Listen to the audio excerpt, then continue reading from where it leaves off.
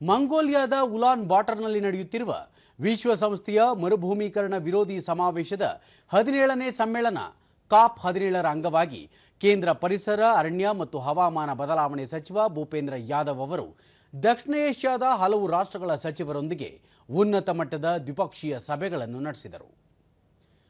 ಭೂತಾನ್ನ ಕೃಷಿ ಮತ್ತು ಪಶುಸಂಗೋಪನಾ ಸಚಿವ ಲ್ಯಾಂಟೋ ಯೌಂಟೆನ್ ಪುಂಚೋ ಅವರೊಂದಿಗೆ ನಡೆದ ಮಾತುಕತೆಯಲ್ಲಿ ಕೃಷಿ ಅರಣ್ಯ ಪದ್ಧತಿ, ಹವಾಮಾನ ಬದಲಾವಣೆಗೆ ಹೊಂದಿಕೊಳ್ಳುವ ಕೃಷಿ ಹಾಗೂ ಗಡಿ ದಾಟುವ ಜೀವ ವೈವಿಧ್ಯ ಸಂರಕ್ಷಣೆ ಮತ್ತು ಪರಿಸರ ಪುನಃ ಸ್ಥಾಪನೆಗೆ ಸಹಕಾರ ಬಲಪಡಿಸುವ ಕುರಿತು ಚರ್ಚೆ ನಡೆಸಿದರು.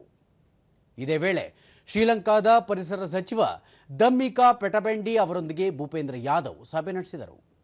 ಉಭಯ ದೇಶಗಳ ನಡುವೆ ಆನೆಗಳ ಸಂರಕ್ಷಣೆ, ಹವಾಮಾನ ಬದಲಾವಣೆಯನ್ನು ತಗ್ಗಿಸುವ, ಅದರ ಪರಿಣಾಮಗಳಿಗೆ ಹೊಂದಿಕೊಳ್ಳುವ ಕ್ರಮಗಳ ಕುರಿತು ಸಹಕಾರ ವಿಸ್ತರಿಸುವ ಬಗ್ಗೆ ಚರ್ಚೆ ನಡೆಸಿದರು.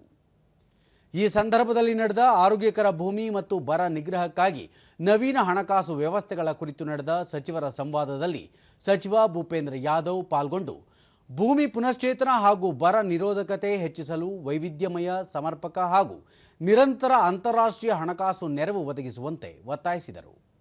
ಈ ಮೂಲಕ ಭೂಮಿಯ ಫಲವತ್ತತೆಯನ್ನು ಪುನರ್ಸ್ಥಾಪಿಸುವುದರ ಜೊತೆಗೆ ರೈತರ ಜೀವನೋಪಾಯ ಬಲಪಡಿಸಲು ಸಾಧ್ಯವಾಗಲಿದೆ ಎಂದು ಅವರು ಪ್ರತಿಪಾದಿಸಿದ್ದಾರೆ.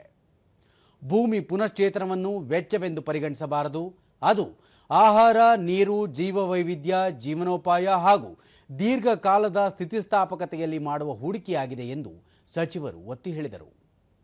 ಹವಾಮಾನ ಬದಲಾವಣೆಗೆ ಹೊಂದಾಣಿಕೆ, ಸುಸ್ಥಿರ ಭೂಬಳಕೆ, ಅರಣ್ಯ ಮತ್ತು ಕೃಷಿ, ಅರಣ್ಯೀಕರಣ ಹಾಗೂ ಜೀವ ವೈವಿಧ್ಯ ಸಂರಕ್ಷಣೆಗೆ ಹಣಕಾಸು ಒದಗಿಸುವ ಭಾರತದ ಮಿಶ್ರಿತ ಹಸಿರು ಹಣಕಾಸು ವ್ಯವಸ್ಥೆಯ ಬಗ್ಗೆಯೂ ಸಚಿವ ಭೂಪೇಂದ್ರ ಯಾದವ್ ವಿವರಿಸಿದರು.